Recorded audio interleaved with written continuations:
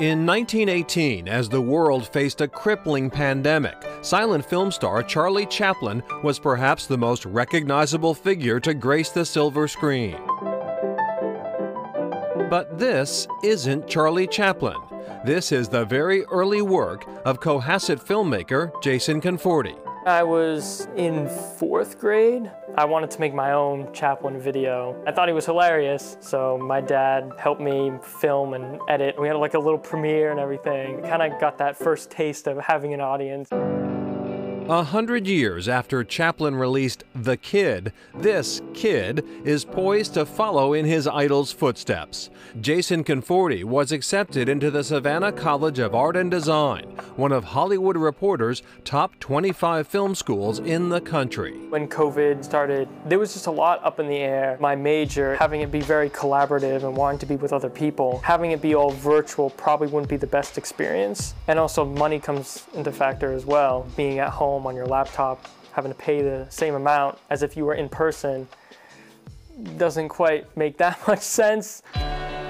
The cost of college is a daily concern for many students and their parents. The #1 problem in higher education is the cost of attendance. LaSalle University President Michael Alexander. I somehow got credited with founding the Lower Cost Models for Independent Colleges Consortium. Now over 85 institutions representing over 160,000 students around the country. How can we significantly lower the cost but still provide a high quality private higher education? We have faculty here who are teaching courses, but students from other schools in our consortium are attending online, which is more efficient and reduces the cost. The pandemic has highlighted that the technology is already in place for these cost-saving trends, but there is no replacement for in-person learning. I don't want you to get the impression we're turning into an online institution. Our students are interested in that full-service, traditional residential experience. That's been their dream, that's been their parents' dream. It is Conforti's dream. That is why he is one of many rising freshmen who have opted to take a gap year in the face of this pandemic. At Harvard University, freshman deferrals are 20% this school year.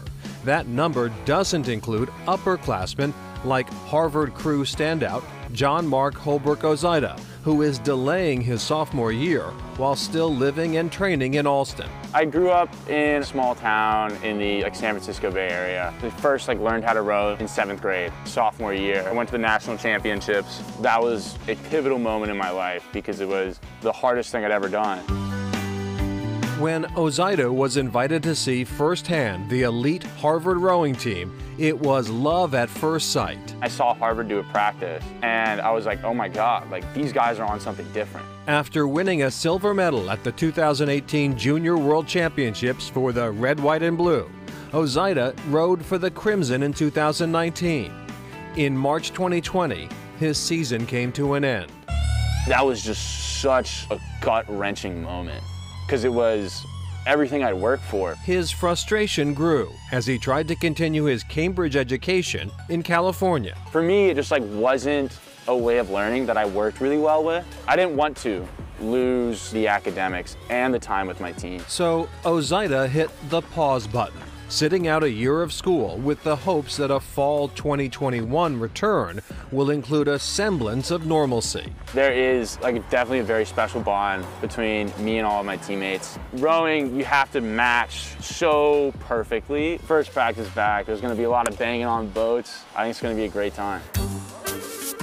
While Ozida stays fit, running and avoiding local drivers, back in Cohasset, Jason Conforti remains sharp by practice of his craft. I'm editing projects or I'm out shooting something. I'm currently reading this book about writing screenplays. If you really love something, if you're really passionate about something, why wouldn't you want to learn more about it?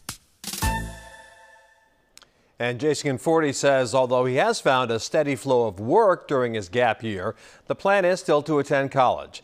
And if you're wondering whether he'll need to reapply, originally the answer was yes, but the school has since revised that policy.